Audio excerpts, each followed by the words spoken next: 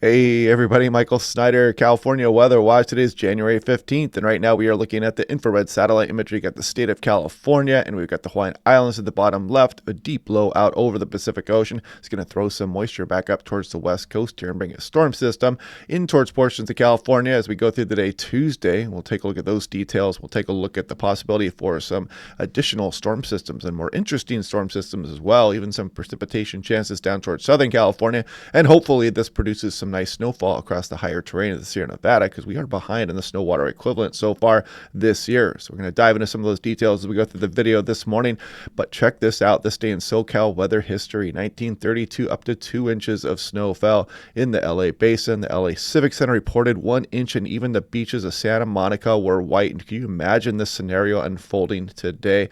What a high impact event that would be. Great stuff here. I just had to share this from the San Diego, California National Weather Service.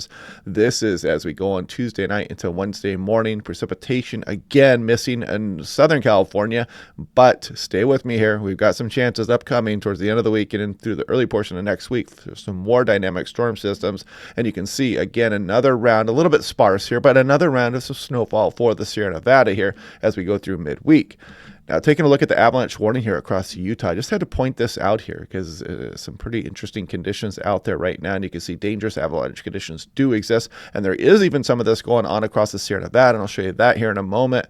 This was issued this morning here by Salt Lake City National Weather Service, and you can see the winter storm warnings in effect across much of Utah, and the avalanche warnings across some of southwest Utah as well. So heads up if you're traveling out and about in these areas, stay alert here with avalanche.org. Show you more on that here in a moment. Taking a look at the current hazards, mainly just some dense fog out there, and there's some air quality issues across some Southern California, but that's going to be changing here. Things look to get more active as we go through this weekend into the early portion of next week. And if you want a nice, affordable home weather station, record all this crazy weather we get here across the Southwest USA, click on that link down below to save 10% off. It's even got a lightning detection system. It's got an ultrasonic anemometer, haptic rain gauge. This is really an excellent option for the price. Highly recommend. Now, taking a look at the GFS. This is the 12Z run. So what we're looking at here is 500 millibars, 18,000 feet. And general trough and ridge position. You can see the Hawaiian Islands again to the bottom left. Here's the state of California. Put this into motion, and you can see the system coming in here as we go through the day Tuesday, kind of moving across the state of California.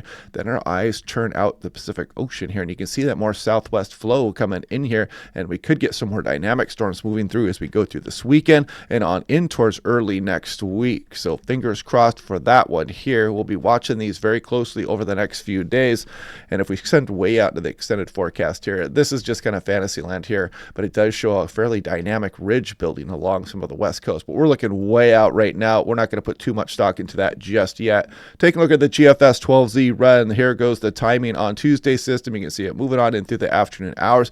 Again, hopefully bringing some meaningful snow to the Sierra Nevada, moving through. Then we get a bit of a break here as we go through Thursday, and then Friday we start to bring some more precipitation here towards the state of California. That could even bring some a little bit further south here, and then again another run for the Sierra Nevadas, and then we bring a more dynamic storm potentially as we go through the later portion of the weekend into early next week. You see some precipitation amounts getting all the way down towards Southern California here as well.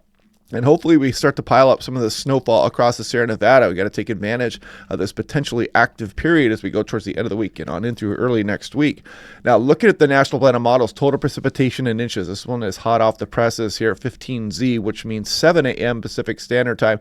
Let's put this into motion. There goes Tuesday's system on in through Wednesday. You can see missing Southern California, but again, a nice round of precip here for the northern half of the state, and hopefully some meaningful snowfall. And then the system rolls in Friday night, and you can see much better amounts, even making it all the way down towards Southern California as we go on into the weekend. That'd be a 1-2 punch there as we go into the early portion of next week. And check out some of the amounts across Southern California. This would be very beneficial here as we go on into the following week coming up, in some big amounts the further north you go. And hopefully this is going to bring some nice snowfall as we go towards the next week period also.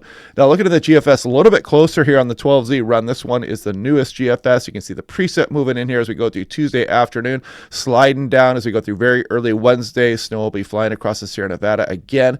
That system moves out. We get a break Thursday and much of Friday before the next system rolls in here. And you can see it's got a little bit better dynamics down south, but still not painting quite as much across Los Angeles or Southern California as you're going to get across the Central Coast, the Bay Area, Northern California, scrolling back and forth here. But here's Saturday morning, and here we go into Saturday early afternoon. That system kind of winds down, and then the next more dynamic storm shapes up here as we go on into Sunday and Sunday night.